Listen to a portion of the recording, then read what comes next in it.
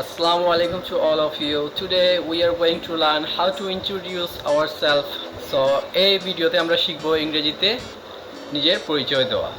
আশা করি এই ভিডিও শেষে আমরা নিজেকে নিয়ে আত্মবিশ্বাসের সাথে ইংরেজিতে কথা বলতে পারবো।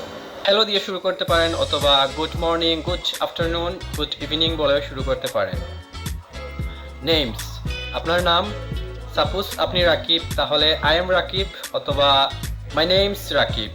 লোকেশন, সাপোজ আপনি ঢাকায় থাকেন তাহলে আই এম ফ্রম ঢাকা, অথবা আপনি যদি ঢাকার মিরপুরে থাকেন তাহলে I am live in Dhaka at Mirpur. আর একটু মডেস্টলি বলতে চাইলে I am from Dhaka Mirpur to be more exact.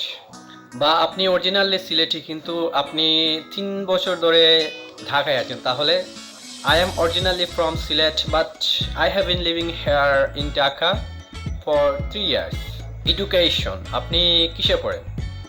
Suppose আপনি স্কুলে পড়েন তাহলে I am in class 10 অথবা I am in class 9.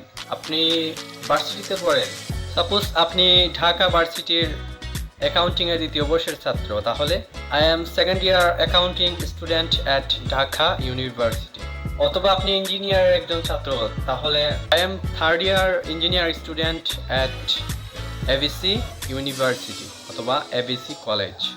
আপনার অনার্স কমপ্লিট তাহলে I have recently done my honours. আপনার মাস্টার্স কমপ্লিট তাহলে I have recently done my masters.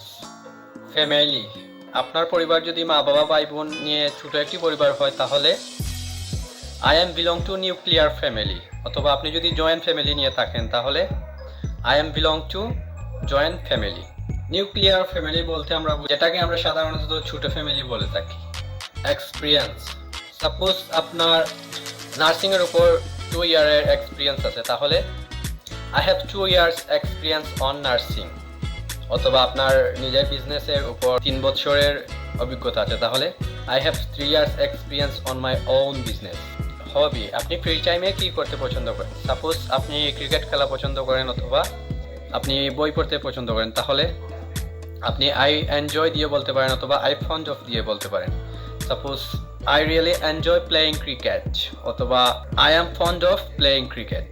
আপনি বই পড়তে পছন্দ করেন তাহলে I really enjoy reading books অথবা I am fond of reading book.